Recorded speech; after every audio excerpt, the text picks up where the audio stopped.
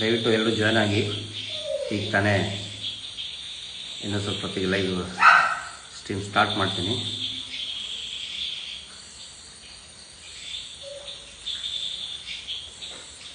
Voice clear ಇದ್ದರೆ voice clear ಅಂತ ಹಾಕ್ಬಿಡಿ. ನಮಸ್ತೆ, ಎಲ್ರಿಗೂ ನಮಸ್ತೆ. ವಾಯ್ಸ್ ಕ್ಲಿಯರ್ ಇದ್ದರೆ ಇದನ್ನು ಹಾಕ್ಬಿಡಿ. ನಮಸ್ತೆ. ವಾಯ್ಸ್ ಕ್ಲಿಯರ್ ಇದೆಯಾ? ವಾಯ್ಸ್ ಕ್ಲಿಯರ್ ಇದ್ದರೆ ವಾಯ್ಸ್ ಕ್ಲಿಯರ್ ಅಂತ ಹಾಕ್ಬಿಡಿ. ಓಕೆ, ಕ್ಲಿಯರ್ ಅಂತ ಆಗ್ತಾ ಇದ್ದಾರೆ. Thank you.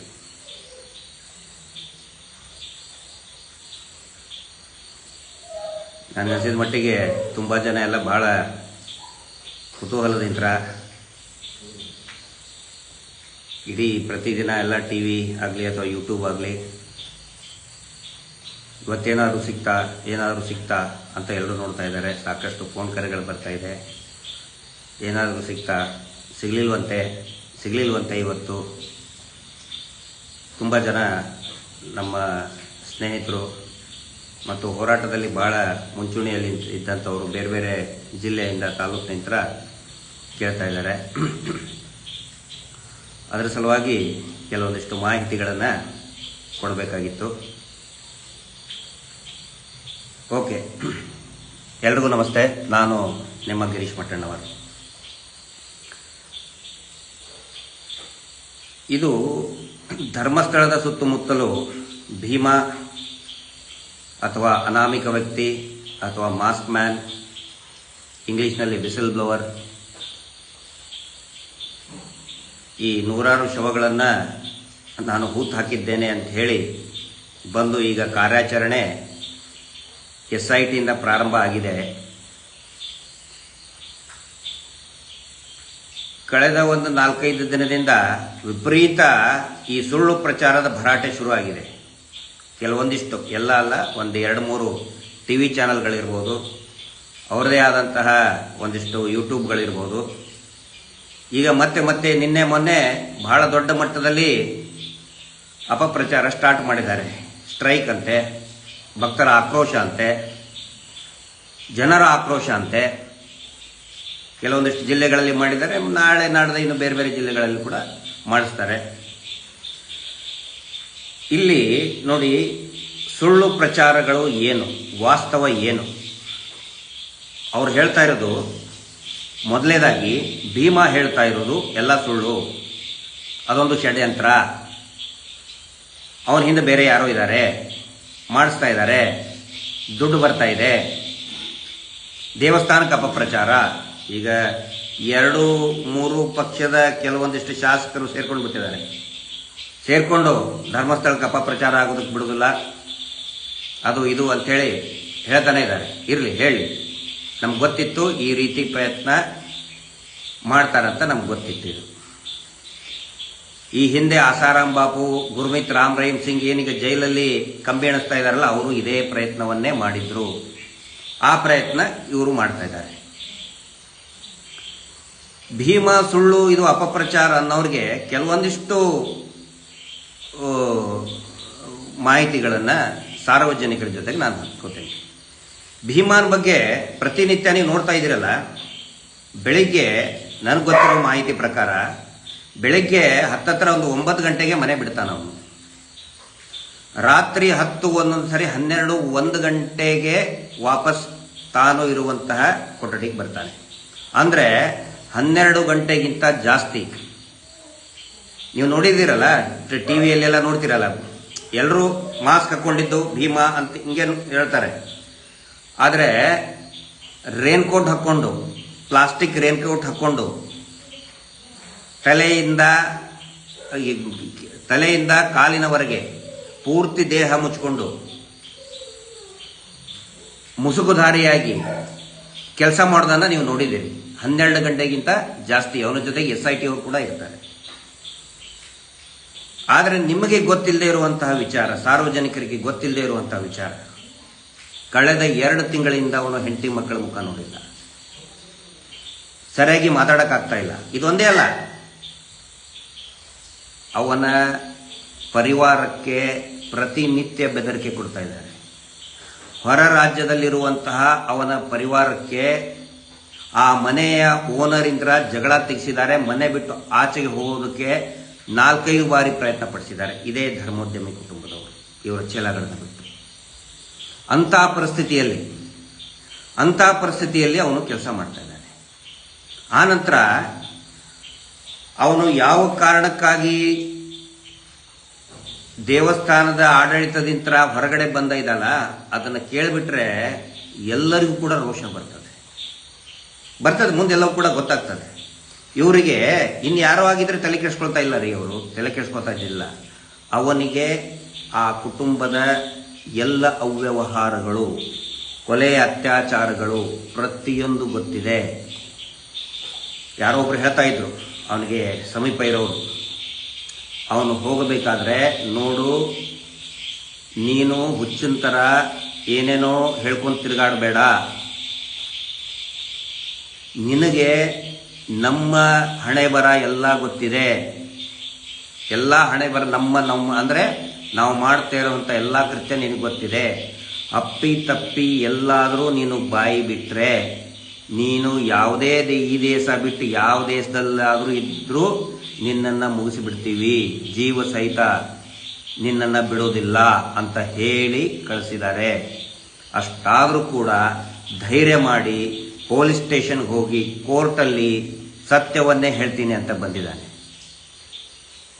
ಅವನ ಪರಿಸ್ಥಿತಿ ಬಗ್ಗೆನೂ ಕೂಡ ಯೋಚನೆ ಮಾಡಿ. ಆನಂತರ ಅವ್ರು ಹೇಳ್ತಾ ಇದ್ದಾರೆ, ಈಗ ಸುಳ್ಳಿನ ಇದು ಪಟ್ಟಿ 2ನೇದ್ದು, ಅದರಲ್ಲಿ ನನಗೆ ಹೇಳ್ತಾ ಇದ್ದಾರೆ ಜೈನ ಧರ್ಮದ ವಿರುದ್ಧ ನಾನು ಮಾತಾಡ್ತಾ ಇದ್ದೀವಿ ಅಂತ. ನಾವು ಜೈನ ಧರ್ಮೀಯರ ವಿರುದ್ಧ ನೋಡಿ, ನಾನು ಇತ್ತೀಚಿನವರೆಗೂ ಕೂಡ ಹಿಂದೂ ಧರ್ಮ ಜೈನ ಧರ್ಮ ಎರಡೂ ಒಂದೇ ಅಂತ ತಿಳ್ಕೊಂಡವು. ನಾನು ಬೇರೆ ಬೇರೆ ಅಂತ ನನ್ನ ತಲೆಯಲ್ಲಿ ಇದ್ದಿದ್ದಿಲ್ಲ ಯಾವತ್ತಿಗೂ ಕೂಡ. ಆದರೆ ಯಾವಾಗ ಇವರು ನಾನು ಸೌಜನ್ಯ ಹೋರಾಟದಲ್ಲಿ ಬಂದು ಅನೇಕ ಮಾಹಿತಿಗಳನ್ನು ಬಿಚ್ಚಿಡೋದಕ್ಕೆ ಪ್ರಾರಂಭ ಮಾಡಿದೆ ಮಹೇಶ್ ಶೆಟ್ಟಿ ತಿಮ್ಮರುಡಿ ಅವರ ಜೊತೆಗೆ, ಐವರ್ನಾಡಲ್ಲಿ ಒಂದು ದೊಡ್ಡ ಹೋರಾಟ ಇತ್ತು. ಒಂದು ಸಣ್ಣ ಹಳ್ಳಿಯಲ್ಲಿ ಹತ್ತತ್ರ ಒಂದು 8,000 ರಿಂದ 10,000 ಜನ ಸೇರಿದ್ದಾರೆ. ಐವರ್ನಾಡು ಅಂತ. ಅಲ್ಲಿ ಈ ಏನೇನೋ ಅತ್ಯಾಚಾರಿಗಳ ಕರ್ಮಕಾಂಡ, ಅವ್ರ ಹೆಸರು ಇರೋದೇ ಉದಯ್ ಜೈನ್, ಮಲ್ಲಿಕ್ ಜೈನ್, ಧೀರಜ್ ಜೈನ್, ಇನ್ನು ಇಷ್ಟಿಷ್ಟೆಲ್ಲ ಇದೆ, ನಿಶ್ಚಲ್ ಜೈನ್. ಹಂಗೆ ಹೇಳಿದ್ದಕ್ಕೆ ನಾನು ಜೈನ ಧರ್ಮಕ್ಕೆ ಅಪಪ್ರಚಾರ ಮಾಡಿದೆ ಅಂತೇಳಿ ಧರ್ಮಗಳ ನಡುವೆ ದ್ವೇಷ ಅಂತೇಳಿ, ಇದು 2 ವರ್ಷದ ಹಿಂದೆ, ಈಗಲ್ಲ 2 ವರ್ಷದ ಹಿಂದೆ ನನ್ನ ಮೇಲೆ ಕೇಸ್ ರಿಜಿಸ್ಟರ್ ಮಾಡಿದ್ರು. ಪ್ರೂವ್ ಮಾಡೋಕ್ಕಾಗಲಿಲ್ಲ ಅವರಿಗೆ.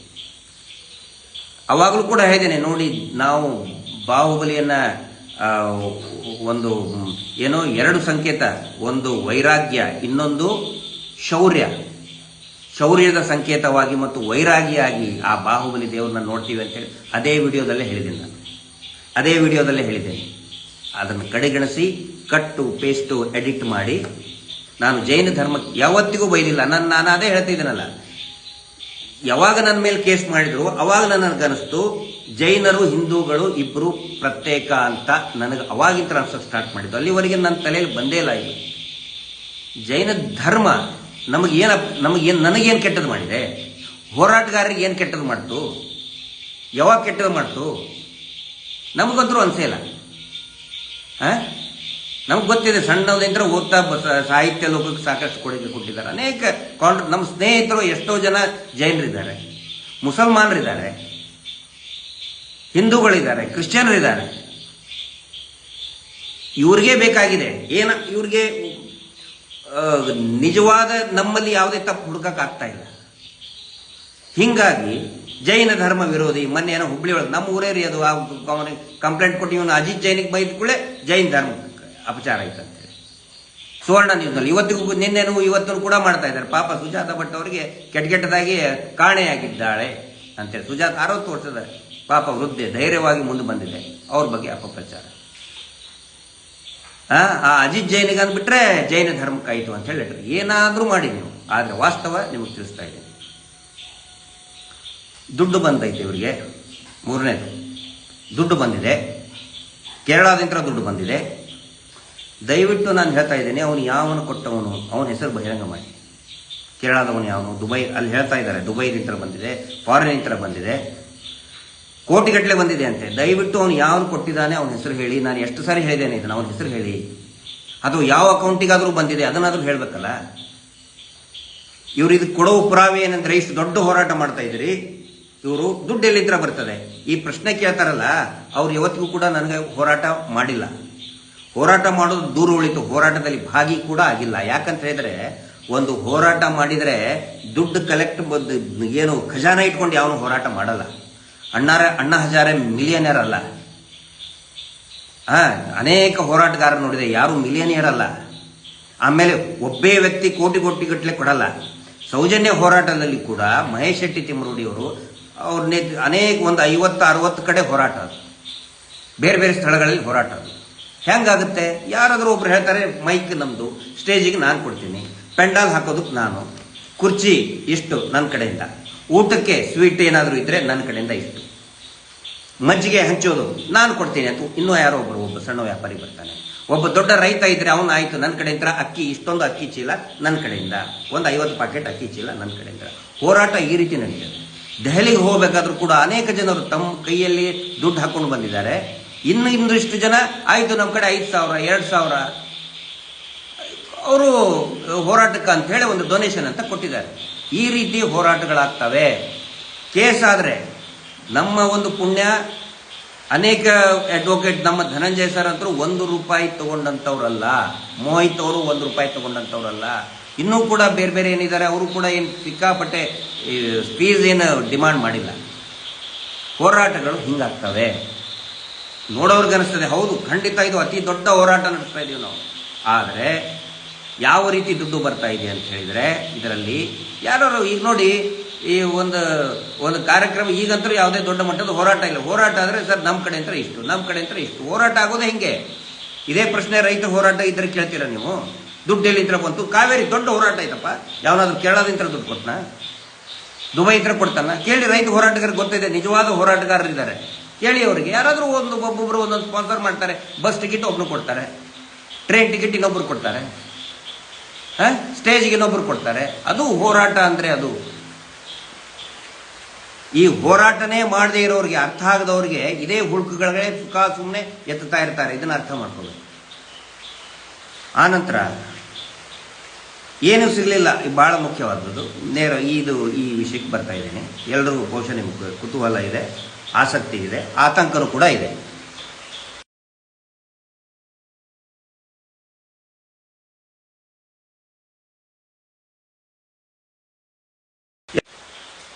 ವಾಯ್ಸ್ ಕ್ಲಿಯರ್ ಬರ್ತಾ ಇದೆಯಲ್ಲ?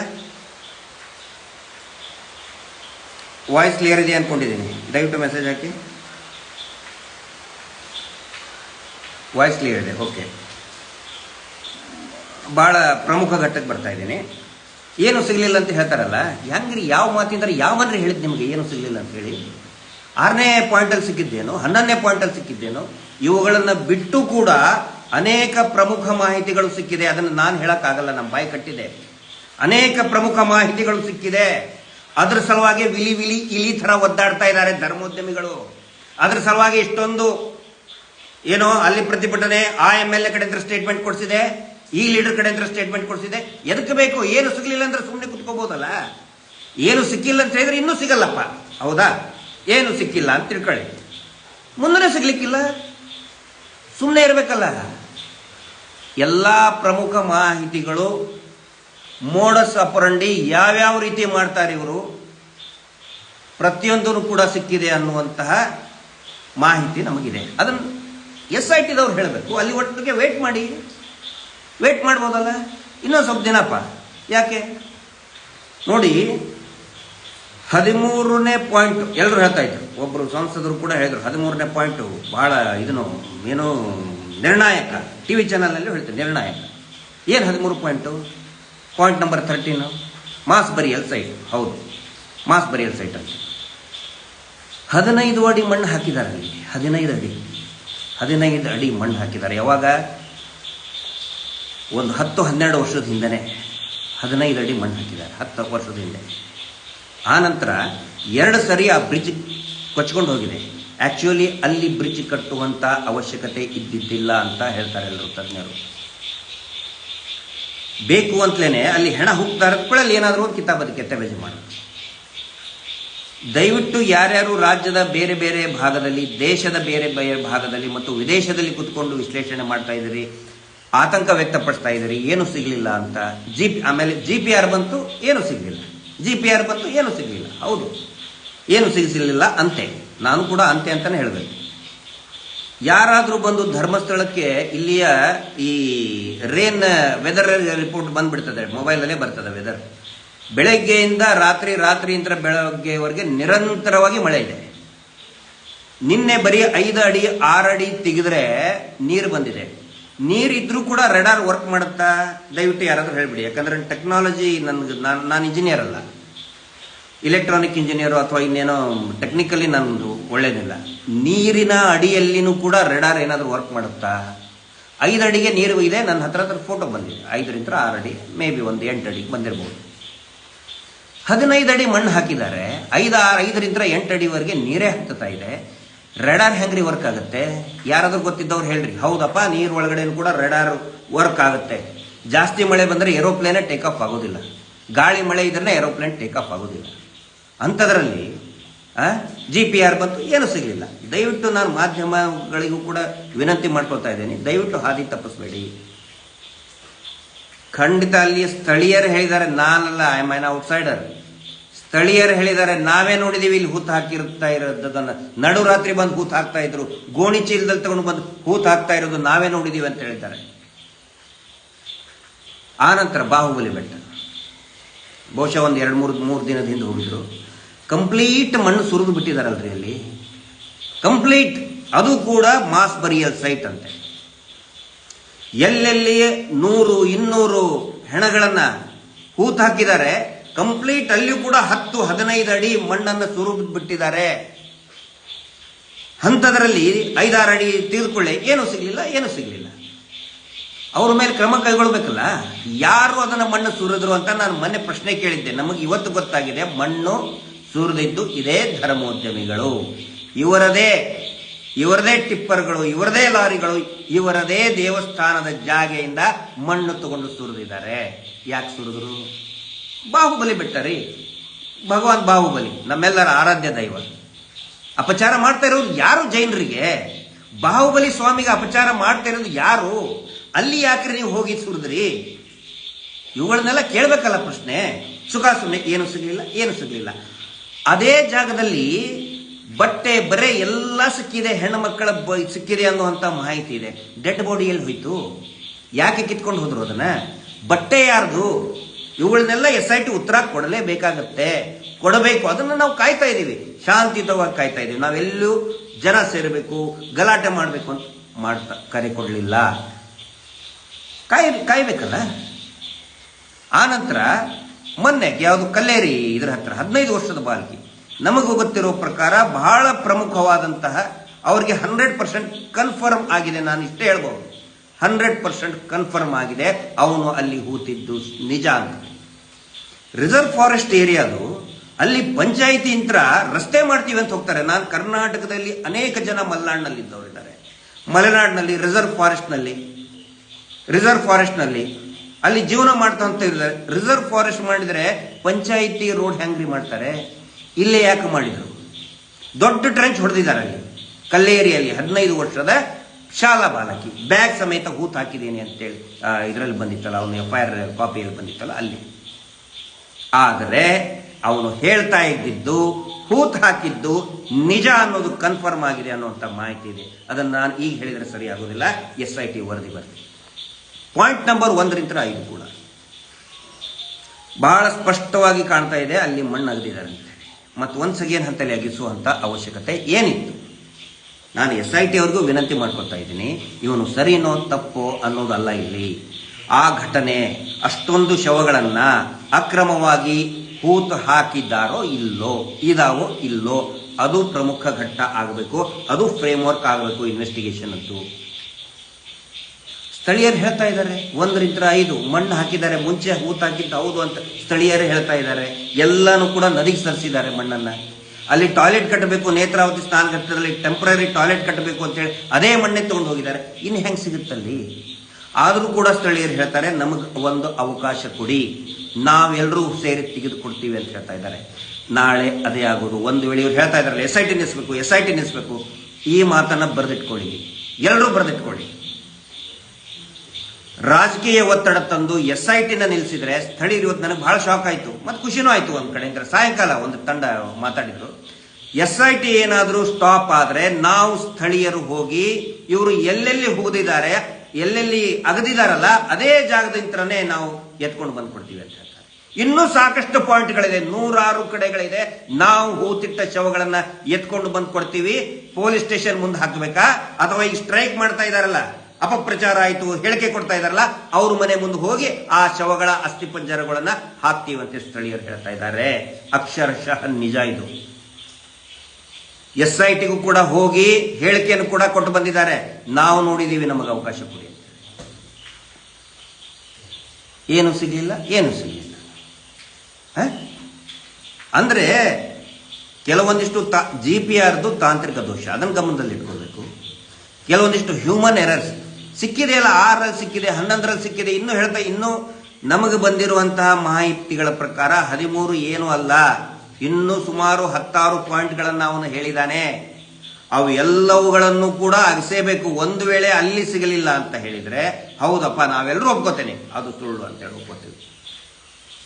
ಧಾರಾಕಾರ ಮಳೆ ಸುರಿತಾ ಇದೆ, 5 ಅಡಿ 6 ಅಡಿ ನೀರು ಹತ್ತುತ್ತಾ ಇದೆ, 15-20 ಅಡಿ ಮಣ್ಣು ಹಾಕಿದ್ದಾರೆ, ಏನು ಸಿಗಲಿಲ್ಲ, ಏನು ಸಿಗಲಿಲ್ಲ.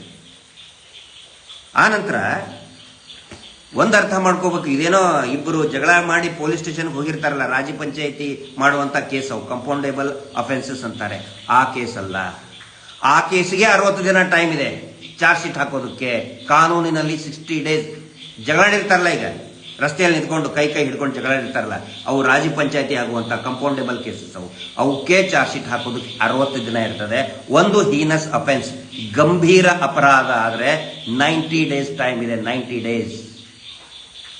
ಇಲ್ಲಿ 100 ಶವಗಳನ್ನ ಹೂತ್ ಹಾಕಿದ್ದೀನಿ ಅಂತ ಹೇಳ್ತಾನೆ, ಅದರಲ್ಲಿನೇ 3 ಆಲ್ರೆಡಿ ಸಿಕ್ಕಿದೆ ಅಂತೆ. ಅಂದ್ರೆ ಇದು ಪಾಯಿಂಟ್ ನಂಬರ್ 11 ನಲ್ಲಿ ಇದ್ದಿದ್ದು 2, 3, 5, 6 ಯಾರಿಗೂ ಕೂಡ ಗೊತ್ತಿಲ್ಲ, ಇನ್ನೂ ಸಾಕಷ್ಟಿದೆ ಅನ್ನೋ ಮಾಹಿತಿ ಇದೆ. ಇಷ್ಟೊಂದು ಇದನ್ನು ಸಿಗಬೇಕಾದ್ರೆ 15 ದಿನ, ಈಗ ಶುರುವಾಗಿ ಒಂದು 13, 14, ಇವತ್ತು 15ನೇ ದಿನ ಇರ್ಬೇಕು. ಮುಗಿಸ್ಬಿಡಿ. ಯಾಕೆ ಅವಸರ? ಅಲ್ಲಿ ಗುಂಡಿ ತೆಗೆದಿದ್ದೇನೆ, ಯಾರಾದ್ರೂ ಮನೆಯಲ್ಲಿ ಹೋಗಿ ಗುಂಡಿ ತೆಗೆದ್ರ, ದೇವಸ್ಥಾನದೊಳಗೆ ಹೋಗಿ ಗುಂಡಿ ತೆಗೆದ್ರ, ಗುಂಡಿ ತೆಗೆದು ಬಿಟ್ರೆ ಏನು ಬರಗಾಲ ಬಂದ್ಬಿಡ್ತಾ ಅಥವಾ ಪ್ರವಾಹ ಪ್ರಳಯ ಆಗಿಬಿಡ್ತಾ? ಏನಾಯ್ತ್ರಿ? ಅಷ್ಟು ಬಜೆಟ್ ಹೋಗುತ್ತೆ. ಇವ್ರು ಏನು ಹೇಳಿಕೆ ಕೊಡ್ತಾ ಇದಾರಲ್ಲ ನಾಯಕರುಗಳು, ಇವರೇ 100 ಕೋಟಿ ಬೋಗಸ್ ಬಿಲ್ ಮಾಡಿ ತಿಂದಿರ್ತಾರೆ. ಬೋಗಸ್ ಬಿಲ್ ಕಂಡಲ್ಲಿ ಅಗಸಿ ಆ ರಸ್ತೆ ಈ ರಸ್ತೆ ಅಂತ ಹೇಳಿ ರಸ್ತೆನೂ ಇರಲ್ಲ, ಏನು ಮಣ್ಣು ಇರಲ್ಲ, ಅಂತದ್ರಲ್ಲಿನೇ 100 ಕೋಟಿ ರೂಪಾಯಿ ಬಿಲ್ ಎತ್ಕೋತಾ ಇದ್ದಾರೆ. ಒಂದು ಇಡೀ ರಾಜ್ಯ ದೇಶ ಕಂಡಂತ ಪ್ರಮುಖ ತನಿಖೆ ನಡೀತಾ ಇದೆ. ನಿಲ್ಲಿಸ್ಬಿಡಿ. SIT ಮಾಡಬಾರ್ದು. ಯಾಕೆ?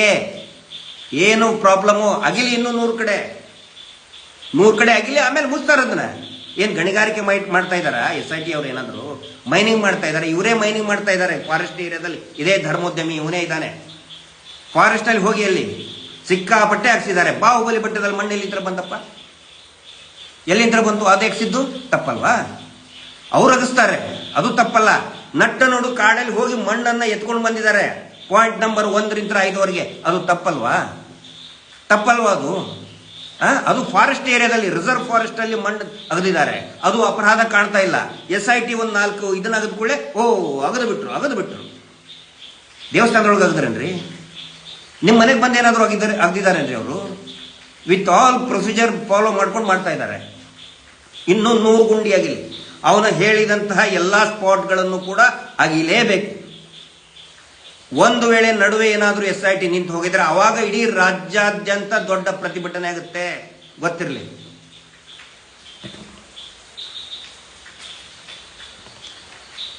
ಈಗ ಒಂದಿಷ್ಟು ಪ್ರಶ್ನೆ ಬರ್ತದೆ, SIT ನಿಲ್ಲಿಸ್ಬಿಡ್ಬೇಕು. ಒಂದು ವೇಳೆ ಇದೇ ರೀತಿ, ಇದೇನು SIT ಏನು ಹೊಸದಲ್ಲ, ಮೊದಲನೇದ್ದು ಅಲ್ಲ, ಕೊನೆದ್ದು ಅಲ್ಲ. ತನಿಖೆ SIT ಅಂದ್ರೆ ಒಂದು ಸ್ಪೆಷಲ್ ತಂಡ ಅಂತ ಮಾಡಿರ್ತಾರೆ, CIDಗಳು ಇರ್ತದೆ, CBI ಇರ್ತದೆ. ಇದೇ ರೀತಿ ಏನಾದರೂ ನಾಳೆ ಒಂದು ದೊಡ್ಡ ಕೊಲೆಗಡಕನ ವಿರುದ್ಧ ಅಥವಾ ಒಂದು ದೊಡ್ಡ ಮೇಜರ್ ಸ್ಕ್ಯಾಂಡಲ್ ವಿರುದ್ಧ SIT ತನಿಖೆ ಆದಾಗ ಅವನು ಹೇಳ್ಕೊತಾನೆ, ನನ್ನ ಧರ್ಮಕ್ಕೆ ಅಪಪ್ರಚಾರ, ನನ್ನ ಮನೆ ದೇವರು ಇದಪ್ಪ, ನನ್ನ ಮನೆ ದೇವರು ಇದು, ನನ್ನ ವಿರುದ್ಧ ತನಿಖೆ ಆದ್ರೆ ನನ್ನ ಮನೆ ದೇವರಿಗೆ ಅಪಪ್ರಚಾರ. ಇವ್ರು ಅದೇ ಮಾಡ್ತಾ ಇದಾರಲ್ಲ. ಈಗ ದೇವಸ್ಥಾನಕ್ಕಂತೂ ಯಾರು ಏನು ಅಂತ ಇಲ್ಲ. ನಾಳೆ ಅವರು ಹಾಗೆ ಮಾಡಿದ್ರೆ ಏನ್ ಮಾಡ್ತೀರಾ? ಯಾಕೆ ಒಂದು ಬ್ಯಾಡ್ ಎಕ್ಸಾಂಪಲ್ ಸೆಟ್ ಮಾಡ್ತಾ ಇದ್ದೀರಾ? ಆಗ್ಲಿ, ತನಿಖೆ ಪೂರ್ತಿ ಆಗಲಿ. ಷಡ್ಯಂತ್ರ ಇದ್ರೆ ಇವ್ರು ಹೇಳ್ತಾ ಇದ್ರು, ಷಡ್ಯಂತ್ರ ನನಗೆ ಗೊತ್ತಿದೆ, ಇವ್ರು ನನ್ನ ಮೊನ್ನೆ ದೃಷ್ಟಿಯಲ್ಲಿ ಇಟ್ಕೊಂಡು ಹೇಳ್ತಾ ಇದ್ದಾರೆ. ನಾವು ಅನೇಕ ಸಾರಿ ಹೇಳಿದ್ದೀವಿ, ಷಡ್ಯಂತ್ರ ಇದ್ರೆ ನಮ್ಮನ್ನು ತನಿಖೆ ಮಾಡಿ, ಪ್ಲೀಸ್ ನಮ್ಮನ್ನು ತನಿಖೆ ಮಾಡಿ. ಬಂದಿದೆಯಾ ಕೋಟಿಗಟ್ಟಲೆ, ತನಿಖೆ ಮಾಡಿ, ಇನ್ವೆಸ್ಟಿಗೇಷನ್ ಮಾಡಿ, ನಮ್ಮ ಸ್ಥಿರಾಸ್ತಿ ಚರಾಸ್ತಿ ವಾಟ್ ಎವರ್ ಪ್ರತಿಯೊಂದನ್ನು ತನಿಖೆ ಮಾಡಿ. ನಾವು ಇಲ್ಲ ಅಂತ ಹೇಳಿಲ್ಲ, ಯಾವತ್ತು ಓಡಿ ಹೋಗಿಲ್ಲ. ನಾವು SIT ತನಿಖೆ ಆಯ್ತು ಏನಾಯ್ತು, ಇಲ್ಲೇ ಕೂತ್ಕೊಂಡಿದ್ದೀವಿ ನೋಡಿ, ಸೌಜನ್ಯಾಳ ಎದುರುಗಡೆನೆ ಕೂತ್ಕೊಂಡಿದ್ದೀವಿ. ಯಾವತ್ತಿಗೂ ಓಡಿ ಹೋಗಲಿಲ್ಲ. ತನಿಖೆ ಮಾಡಿ. ಆದರೆ ಸುಖ ಸುಮ್ಮನೆ ಇಂಥ ಒಂದು 40-50 ವರ್ಷದಿಂದ ಹರಿದು ತಿಂದಿದ್ದಾರೆ, ಹರಿದು ಮುಕ್ಕಿದ್ದಾರೆ ಅವರು. ಏನು ನ್ಯಾರೇಷನ್ ಕೊಡ್ತಾ ಇದ್ದೀರಿ? ಭಕ್ತರು ಆಕ್ರೋಶ, ಜನಾಕ್ರೋಶ, ಶುದ್ಧ ಸುಳ್ಳು. ಟಿವಿಯಲ್ಲಿ ತೋರಿಸ್ತಾ ಇದಾರಲ್ಲ, ಯಾರು ಹೇಳಿ ಬರ್ತಾ ಇರೋರು, ನಮಗೆ ಮಾಹಿತಿ ಬರ್ತಾ ಇದೆ, ಆ ಗುಂಪಿನಿಂದನೇ ಮೆಸೇಜ್ ಹಾಕ್ತಾ ಇದ್ದಾರೆ ವಾಟ್ಸಪ್ಪಲ್ಲಿ. ಸರ್, ನಾವು ಗಿರೀಶ್ ಅವರೇ, ನಾವು ಬೇಕು ಅಂತಲೇನು ಬಂದಿಲ್ಲ, ಮನಸಾರೆ ಬಂದಿಲ್ಲ, ನಮ್ಮನ್ನು ಬಲವಂತವಾಗಿ ಕರೆಸ್ತಾ ಇದ್ದಾರೆ ಅಂತೇಳಿ STM ಸ್ಟಾಫ್ ಮೆಸೇಜ್ ಹಾಕಿದ್ದಾರೆ. STM ಕಾಲೇಜಿಂದು ಎಲ್ಲ ಕಡೆಯವರು ಮೀಟರ್ ಬಡ್ಡಿ ದಂಧೆ ಇದೆ. ಸೇವಾ ಪ್ರತಿನಿಧಿಗಳು ಅವರು ಪ್ರತಿಯೊಬ್ಬ ಯೋಜನಾಧಿಕಾರಿಗೆ ಟಾರ್ಗೆಟ್ ಕೊಟ್ಬಿಟ್ಟಿದ್ದಾರೆ, ಇಷ್ಟು ಜನರನ್ನ ನೀವು ಕರ್ಕೊಂಡು ಬರಲೇಬೇಕು. ಯಾಕಂದ್ರೆ ಇವರು ಸಂಘ ಮಾಡಿದ್ದು ಅದರ ಸಲುವಾಗಿನೇ. ಇದು ಮೊದಲೇ ಸರಿ ಮಾಡ್ತಾ ಇದ್ದಿದ್ದಲ್ಲ, ಈಗ ಟಿವಿ ಚಾನಲ್ ಇದೆ, ಎಲ್ರಿಗೂ ಗೊತ್ತಾಗ್ತಾ ಇದೆ. ಮುಂಚೆ ಇವರ ಸಂಘದ ಸದಸ್ಯರನ್ನೇ ಬಲವಂತವಾಗಿ ಕರೆಸೋದು, ಜನಗಳನ್ನ ತೋರಿಸೋದು. ಮಿನಿಸ್ಟರ್ ಬಂದ್ರ, ಪ್ರೈಮ್ ಮಿನಿಸ್ಟರ್ ಬಂದ್ರ, ಅವ್ರನ್ನೇ ಕರೆಸೋದು ಧರ್ಮಸ್ಥಳಕ್ಕೆ. ಫಿಲ್ ಇನ್ ದ ಬ್ಲಾಂಕ್ಸ್, ಖಾಲಿ ಕುರ್ಚಿ ಮೇಲೆ ಅವ್ರನ್ನೇ ಕುಂದ್ರಿಸೋದು. ಜನಸಾಮಾನ್ಯರು ಯಾರಿಲ್ಲ. ಮೊನ್ನೆ ಧರ್ಮಸ್ಥಳದಲ್ಲಿ ಇವರೇ ರೌಡಿಸಮ್ ಮಾಡಿದ್ರಲ್ಲ, ಭಕ್ತರ ಆಕ್ರೋಶ ರೀ. ಅದರಲ್ಲಿ ಯಾರ್ರೀ ಭಕ್ತರಿದ್ದಾರೆ? ಗ್ರಾಮಸ್ಥರ ಆಕ್ರೋಶ. ಯಾರ್ರೀ ಗ್ರಾಮಸ್ಥರದ್ರಲ್ಲಿ? ಆ ಸೋಮನಾಥ್ ಸಾಫಲ್ಯ ಅಂತ ಹೇಳಿ ಮೂರ್ತಿ ಕಳ್ಳ, ಅವನು ಮೂರ್ತಿ ಕಳು ಮಾಡಿ ಸಿಕ್ಕಿಬಿದ್ದಂಥವನು, ಪೆಟ್ರೋಲ್ ಕಳು ಮಾಡಿ ಸಿಕ್ಕಿಬಿದ್ದಂತ ರೌಡಿ ಅವನು. ಧೀರಜ್ ಕೆಲ್ಲ ಸೌಜನ್ಯ ಪ್ರಕರಣದಲ್ಲಿ ಪ್ರಮುಖ ಆರೋಪಿ, ಸಂಶಯಾಸ್ಪದ ವ್ಯಕ್ತಿ ಧೀರಜ್ ಕೆಲ್ಲ, ಮಲ್ಲಿಕ್ ಜೈನ್, ಯಾರು ಅವರೆಲ್ಲ? ಅತ್ಯಾಚಾರ ಆರೋಪದಲ್ಲಿದ್ದಂಥವ್ರು ಅವರೆಲ್ಲ. ಧನಕೀರ್ತಿ ಯಾರೀಗ? ಆನೆ ಮಾವುತನ ಕೇಸ್ನಲ್ಲಿ ಡಾಗ್ ಸ್ಕ್ವಾಡ್ ಅವನ ಮನೆ ಮುಂದೆ ಹೋಗಿ ನಿಂತ್ಕೊಳ್ತದೆ. ಭಕ್ತರೇನ್ರಿ ಇವರೆಲ್ಲ? ಯಾಕ್ರಿ ನ್ಯಾರೇಷನ್ ಕೊಡ್ತೀರಿ? ಸುಳ್ಳು ನ್ಯಾರೇಷನ್ ಕೊಡ್ತಾ ಇದ್ದೀರಾ? ಜನಸಾಮಾನ್ಯರು, ಗ್ರಾಮಸ್ಥರು ಅವ್ರವ್ರ ಪಾಡಿಗೆ ಅವ್ರು ಕೆಲಸ ಮಾಡ್ತಾರೆ. ಅವರು ಗ್ರಾಮಸ್ಥರು, ಅವ್ರು ಜನಸಾಮಾನ್ಯರು. ಸ್ವಲ್ಪ ದಿನ ಆದ್ರೆ ಗುಂಡಾಗಿರಿ. ನನ್ನ ಅವಾರಿಗೆ ಅಡ್ಡ ಹಾಕಿದಾಗೂ ಅವರೇ ಇದ್ರು ರೌಡಿಗಳು. ಈ ಯೂಟ್ಯೂಬರ್ನ ಅಡ್ಡ ಹಾಕಿದಾಗೂ ಕೂಡ ಅವರೇ ಇದ್ರು. ಬೆಂಗಳೂರಿನ ಸೌಜನ್ಯಗೆ ನ್ಯಾಯ ಸಿಗಲಿ ಅಂದಾಗಲೂ ಕೂಡ ಅವರೇ ರೌಡಿಗಳಿರ್ತಾರೆ. ಜನಸಾಮಾನ್ಯರಲ್ಲಿ ಅವರು ಗ್ರಾಮಸ್ಥರು. ಇವರು ಸಾಕಿದಂತಹ, ಇವರು ಬೀಸಾಕಿದಂತಹ ಮೂಳೆಗಳನ್ನು ತಿಂತ ಬೆಳೆದು ನಿಂತಹ ರೌಡಿಗಳು. ಗ್ರಾಮಸ್ಥರು ಅಂತ ನ್ಯಾರೇಷನ್ ಕೊಡೋದು ದಯವಿಟ್ಟು ಬಿಟ್ಬಿಡಿ. ಎಲ್ಲಾ ಕಡೆನೂ ಮಾಡ್ತಾ ಇದಾರಲ್ಲ ಅವ್ರು. ಯಾರು ಧಾರವಾಡದ STM ನನ್ನ ಹುಡುಗರೇ ಒಂದು 100 ಜನ ಇದ್ದಾರೆ, ಅವರು ಮೆಸೇಜ್ ಹಾಕ್ತಾ ಇದ್ದಾರೆ. ಬಲವಂತವಾಗಿ STM ಸ್ಟೂಡೆಂಟ್ಗಳನ್ನ, STM ಸ್ಟಾಫ್ಗಳನ್ನ ಬಲವಂತವಾಗಿ ಕಳಿಸ್ತಾ ಇದ್ದಾರೆ. ಹೋಗ್ಲೇಬೇಕು ನೀವು. ಎಲ್ಲೆಲ್ಲಿಂದನೂ ಕಳಿಸ್ತಾ ಇದ್ದಾರೆ. ಅವರೇನು ಭಕ್ತರ? ಏನು ಸುಮ್ಮನೆ ಟಿವಿ ಮುಂದೆ ತೋರ್ಸ ಭಕ್ತರ ಆಕ್ರೋಶ. ಇವ್ರು ಯಾರ್ಯಾರು ಹೇಳಿಕೆ ಕೊಡ್ತಾ ಇದ್ದಾರೆ? ಎಲ್ಲಾ ಮೀಟರ್ ಬಡ್ಡಿ ದಂಧೆಯಲ್ಲಿ ಇರೋರೆ, ಬಡ್ಡಿ ದಂಧೆ ವಸೂಲಿ ಮಾಡುವಂತವ್ರೆ ಅವರೆಲ್ಲರೂ. ಭಕ್ತರು ಯಾರು? ಭಕ್ತರು ಬರ್ತಾರೆ. ಇದೇನಾದ್ರೂ ನಡುವೆ ನಿಂದಿರಲಿ, ಅವಾಗ ಲಕ್ಷಾಂತರ ಜನ ಬರ್ತಾರೆ ಭಕ್ತರು. ನೋಡ್ತಾ ಇರಿ ನೀವು. ಪ್ರಮುಖ ರಿವಿಲೇಷನ್ ಇವತ್ತಿಂದು. SIT ಯಾಕೆ ಇವರು ನಿಂದಿರಿಸಬೇಕು ಅಂತ ಇದ್ದಾರೆ ಅಂತ ಹೇಳಿದ್ರೆ, 2010ರಲ್ಲಿ ಇದೇ ಧರ್ಮಸ್ಥಳದ ಲಾಜಲ್ಲಿ, ಒಂದೇ ಲಾಜಲ್ಲಿ 2 ಹೆಣಗಳು ಬೀಳ್ತವೆ. ಒಂದು ಮಹಿಳೆ, ಅಪರಿಚಿತ ಮಹಿಳೆ ಕೊಲೆ 302, 201 ಅಂತ ಹಾಕ್ತಾರೆ. 201 ಅಂದ್ರೆ ಸಾಕ್ಷಿ ನಾಶ, 302 ಅಂತ ಹೇಳಿದ್ರೆ ಕೊಲೆ. ಮಹಿಳೆ ಇತ್ತು. ಅಲ್ಲಿನೇ ಇನ್ನೊಬ್ಬ ಪುರುಷಂದು ಕೂಡ ಸತ್ತಿರ್ತಾನೆ, ಅವ್ನು UDR ಅಂತ ಹಾಕ್ಬಿಡ್ತಾರೆ. ಇವ್ರಿಗೆ ನ್ಯಾಯ ಸಿಗೋದು ಬೇಡವಾ? ಅಪರಿಚಿತ ಮಹಿಳೆ ಅಂತ ಯಾಕೆ ಇಟ್ರಪ್ಪ ಇಲ್ಲಿವರೆಗೆ? ಕೊಲೆ, ಅಪರಿಚಿತ ಮಹಿಳೆ ಕೊಲೆ. ಆನಂತರ ಇವತ್ತು ನಿನ್ನೆ ಕೇಂದ್ರದಿಂದ ಒಂದು ಆಯೋಗ ಬಂದಿದೆ. ನಾನು ಒಂದು ಸಾರಿ ಭಾಷಣದಲ್ಲಿ ಹೇಳಿದ್ದೆ, ದಯವಿಟ್ಟು ತನಿಖೆ ಮಾಡಿ. ಇವ್ರ ಮೇಲೆ ಕ್ಯೂ ಹಚ್ತಾರೆ ವಿಕ್ಟಿಮ್ಗಳು, ಬಲಿಪಶುಗಳು ಮನೆಯವರು ಕ್ಯೂ ಹಚ್ತಾರೆ. ಇವತ್ತು ಅದೇ ರೀತಿ ಆಗ್ತಾ ಇದೆ. ಒಬ್ಬ ಯುವಕ ಬಂದಿದ್ದಾನೆ ಇದೇ ಬೆಳ್ತಂಗಡಿಯಿಂದ ದೂರು ಕೊಡೋದಕ್ಕೆ, SITಗೂ ಕೂಡ ಕೊಟ್ಟಿದ್ದಾನೆ. ನನ್ನ ಸ್ವಾಮಿ, ನನ್ನ ತಂಗಿ ಕಾಣೆಯಾಗಿ ಧರ್ಮಸ್ಥಳ ದೇವಸ್ಥಾನಕ್ಕೆ ಹೋಗಿದ್ಲು, ಕಾಣೆಯಾಗಿ 13 ವರ್ಷ ಆಯಿತು, ಇನ್ನೂ ಮನೆಗೆ ಬಂದಿಲ್ಲ, ನನ್ನ ತಂಗಿಯನ್ನು ಹುಡುಕಿ ಕೊಡಿ. ಆ ತಂಗಿಯ ಫೋಟೋ, ಆನಂತರ ಆ ತಂಗಿಯನ್ನು ಯಾವ ಮಹಿಳೆ, ಇವರ ಏಜೆಂಟು, ಈ ಧರ್ಮೋದ್ಯಮಿಗಳ ಏಜೆಂಟು ಮಹಿಳೆ ಕರ್ಕೊಂಡು ಹೋಗಿ ಬಿಟ್ಲು ಧರ್ಮಸ್ಥಳಕ್ಕೆ, ಅವಳ ಹೆಸರು, ಮೊಬೈಲ್ ನಂಬರ್ ಸಮೇತ, ಅವಳ ತಂಗಿಯ ಫೋಟೋ ಸಮೇತ ಕೊಟ್ಟು ಬಂದಿದ್ದಾನೆ. ಇನ್ನೂ ಸಾವಿರಾರು ಜನ ಇದ್ದಾರೆ, ಆ ಥರ ಅನೇಕ ಜನರಿದ್ದಾರೆ. ಒಬ್ರು ಏನೋ ತಂಗಿನ ಕಳ್ಕೊಂಡಿದ್ದಾರೆ, ಇನ್ನೇನೋ ಜಮೀನು ಕಳ್ಕೊಂಡಿದ್ದಾರೆ. ಮಲೆ ಕುಡಿಯ ಜನಾಂಗ, ದಲಿತರು ಎಲ್ಲರೂ ಬರ್ತಾ ಇದ್ದಾರೆ. ಮೀಟರ್ ಬಡ್ಡಿ ಧನ್ಯಂತರ ರೋಸಿ ಹೋದವರು ಬರ್ತಾ ಇದ್ದಾರೆ. ನ್ಯಾಯ ಬೇಡವ ಅವ್ರಿಗೆಲ್ಲ? SIT ನೆಲೆಸ್ಬಿಟ್ರೆ SIT ಪ್ರತಿಯೊಂದನ್ನು ಕೂಡ ತನಿಖೆ ಮಾಡ್ತಾ ಇದೆ, ಮಾಡಲೇಬೇಕಾಗುತ್ತೆ. UDRನಲ್ಲಿ ಬರೀ ಸುಮ್ಮನೆ ನೋಡಿದರೆ ಗೊತ್ತಾಗುತ್ತೆ, ದೊಡ್ಡ ತನಿಖೆ ಎಲ್ಲ ನೋಡಿದರೆ ಗೊತ್ತಾಗುತ್ತೆ, ಇವುಗಳೆಲ್ಲ ಕೊಲೆ ಅಂತ ಗೊತ್ತಾಗುತ್ತೆ. ನೋಡಿ, ನ್ಯಾಯ ಸಿಗೋದು ಬೇಡವಾ? ನಾ ಈ ಪ್ರಶ್ನೆ ಯಾರು ಕೇಳ್ತಾ ಇದ್ದೀನಿ ಅಂತ ಹೇಳಿದ್ರೆ, ದೊಡ್ಡದಾಗಿ ಧರ್ಮಸ್ಥಳಕ್ಕೆ ಅಪಪ್ರಚಾರ, ಕಾಲ್ನಡಿಗೆ ಮಾಡಿ, ನೀವು ಕಾಲ್ನಡಿಗೆ ಆದರೂ ಮಾಡಿ, ಉರುಳು ಸೇವೆ ಆದರೂ ಮಾಡಿ, ಬೆಂಗಳೂರಿಂತ ಆದರೂ ಮಾಡಿ, ಬೀದರಿಂತ ಮಾಡಿ, ಬಾಂಬೆ ಇಂತ ಮಾಡಿ, ಮೊದಲು ಇವ್ರಿಗೆ ನ್ಯಾಯ ಕೊಡಿಸೋದಕ್ಕೆ ಹೇಳಿ ಮೊದಲು. ಅದರ ಸಲುವಾಗಿ ಧ್ವನಿ ಎತ್ತಾ ಇರೋದು ನಾವು. ಮಾಡಿ, ನೀವು ಏನಾದರೂ ಮಾಡಿ. ಒಂದೇ ಒಂದು ವಿಡಿಯೋ, ಒಂದು ಮಾತು ತೋರಿಸಿ, ನಾನೇನಾದರೂ ಮಹೇಶ್ ಶೆಟ್ಟಿ ತಿಮ್ಮರೋಡಿ ಅವರು ಮುಂಚೂಣಿಯಲ್ಲಿರುವಂಥ ಯಾವುದೇ ನಾಯಕರಾಗಲಿ ಒಂದೇ ಒಂದು ಮಾತು ದೇವಸ್ಥಾನದ ವಿರುದ್ಧ ಅಪಪ್ರಚಾರ ಮಾಡಿದ್ದಾರೆ. ಬುಲ್ಡೋಸರ್ ಹಾಕಿಸ್ತೇನೆ ಅಂತ ಹೇಳಿದ್ರು ದೇವಸ್ಥಾನಕ್ಕೆಲ್ಲ ಇವರು ಕಟ್ಟು, ಎಡಿಟ್ಟು, ಪೇಸ್ಟ್ ಮಾಡಿದ್ದಾರೆ. ಧರ್ಮಸ್ಥಳದಲ್ಲಿರುವಂತಹ ದೇವಸ್ಥಾನದ ಹತ್ತಿರ ಇರುವಂತಹ ಅತ್ಯಾಚಾರಿಗಳ ಮನೆಗೆ ಬುಲ್ಡೋಸರ್ ಹಾಕಿಸ್ತೇನೆ ಅಂತ ಮಹೇಶ್ ಶೆಟ್ಟಿ ತಿಮ್ಮರೋಡಿ ಅವರು ಹೇಳಿದ್ದು ಕಟ್ಟು, ಎಡಿಟ್ಟು, ಪೇಸ್ಟ್ ಮಾಡಿ ಹಾಕ್ತಾ ಇದ್ದಾರೆ.